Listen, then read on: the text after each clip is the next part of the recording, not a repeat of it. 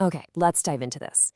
We're going to talk about a hidden danger that could be lurking in any home, an invisible threat that you can't see, smell, or taste. But there's also a silent guardian standing watch, and today we're going to show you exactly how it works. So, this is the big question, right? How in the world do you fight something your own senses can't even detect? Well, stick with me, because by the end of this, you'll have a clear answer and a game plan to keep yourself and your family safe. All right, first up, let's get to know the villain of our story, carbon monoxide itself. To really understand how to beat this thing, you've got to understand what it is and what it does. So, what is it?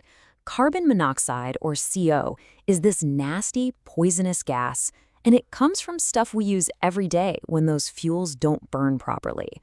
We're talking about things like faulty furnaces, water heaters, a car accidentally left running in the garage, or even a blocked up chimney. It's the silent byproduct that you'd never know was there. Now look at this number, 200 times. This is what makes carbon monoxide so incredibly dangerous. It's basically a hijacker. It has an attraction to the hemoglobin in your blood that is over 200 times stronger than oxygen's. It doesn't just compete with oxygen for a ride, it shoves it out of the way and takes its spot. And this slide really lays out the battle that happens inside your body. On one side, you've got oxygen, which your organs need to live. And on the other, you have CO, which completely takes over, starving your brain, your heart, everything of the fuel it needs to function. Oxygen just doesn't stand a chance. And this chart, wow, this shows you why every second counts. Look at the numbers. At a lower level, you might just feel a headache or tired. But as the concentration goes up, the time you have shrinks fast. You go from feeling a little off to a life-threatening emergency in just a matter of minutes. That's why early detection is literally everything. So how do we fight back against an enemy we can't sense? Well, we use technology as our nose. So let's bring in the hero of our story, the carbon monoxide detector, and check out the really cool science that's packed inside this little device. It's not magic, right? Inside every single one of these is a sensor.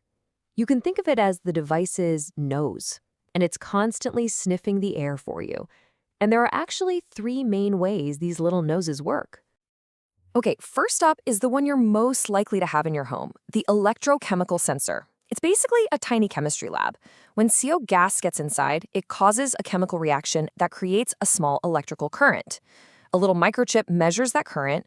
More CO means a stronger current, and once it hits a dangerous level, bam, the alarm goes off. It's super accurate and doesn't use a lot of power. Now this next one is really fascinating. It's called biomimetic, which is a fancy way of saying it copies biology. It has this special gel inside that actually gets darker as it absorbs carbon monoxide, kind of like how CO affects your blood. A tiny optical sensor just sits there watching the gel. If it gets too dark, it knows there's a problem and sounds the alarm. It literally sees the danger. And the third type is the metal oxide sensor. This one's a real workhorse. It has a tiny ceramic chip inside that's always being heated. In normal clean air, electricity has a hard time passing through it. But when carbon monoxide shows up, the electrical resistance drops. The circuit sees that drop and knows it's time to sound the alarm. Because it has to stay warm, it uses more power, which is why you usually see these in detectors you plug right into the wall. So here's a quick side-by-side. You've got one that smells a chemical reaction, one that sees a color change, and one that feels a drop in resistance. Three totally different methods, but at the end of the day, they all do the exact same life-saving job. They turn an invisible threat into a very, very loud warning. Okay, knowing the tech is cool, but this next part, this is the most important part of this whole explainer. This is what you actually need to do to make sure this technology can protect you and your family. First things first, placement is everything. You can't just stick these things anywhere. The experts say you need a detector on every level of your home, and that includes the basement.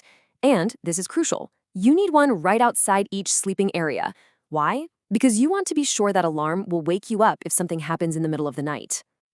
All right, I need you to make a habit of this. Once a month, just go and press the test button. It takes 5 seconds. Now, it's really important to know what you're actually testing. Pressing that button doesn't check the gas sensor itself. What it does do is confirm that the battery is good, the electronics are working, and that the siren is loud enough to do its job. It's a critical systems check. You also have to learn to speak your detector's language because not all beeps are an emergency. If you hear a single chirp every minute or so, that's just a low battery warning. Time to change them. But if you hear a pattern of 5 chirps a minute, that's different. That's the detector telling you its time is up. The sensor is worn out and you need to replace the entire unit. And that brings us to what is an absolutely non-negotiable rule. These devices do not last forever.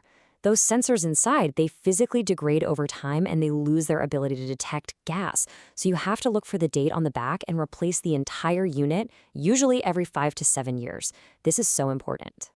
Now, listen very carefully. This is the sound you hope to never hear. 4 loud beeps, a short pause, and then 4 more beeps. If you hear that, there is no time to think. There is no time to investigate. You have one job, and it's 3 simple steps. 1. Get everyone outside to fresh air immediately. 2. Stay outside. Don't go back in for anything. And 3.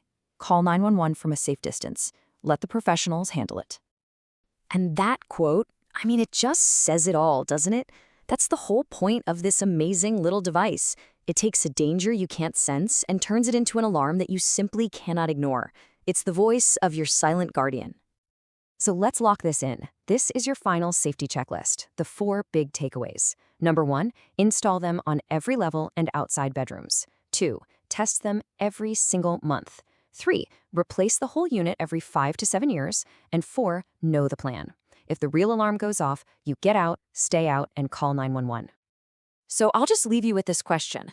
And hey, this isn't just something to think about, it's something to act on. As soon as this is over, seriously, go check your detectors, check the dates, press the test button, make sure your guardian is on duty and ready to protect you.